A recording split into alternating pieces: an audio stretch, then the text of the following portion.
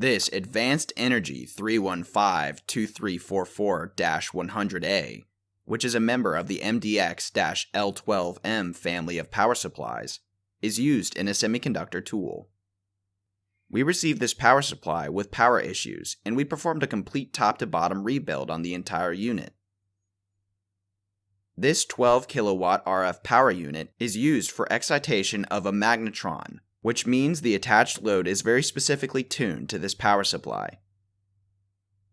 As shown in the video, we let the power supply run at idle for a couple of hours to ensure it had no intermittent problems, and we verify the high voltage would trigger, but since we did not have the mated magnetron, we could not safely fire the unit without causing possible damage. At ERD, we pride ourselves on loading most devices, but we possess the experience to be able to complete products such as this Magnetron Supply without the final load.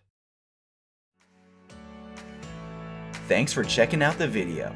Subscribe to ERD TV for more videos of our repairs.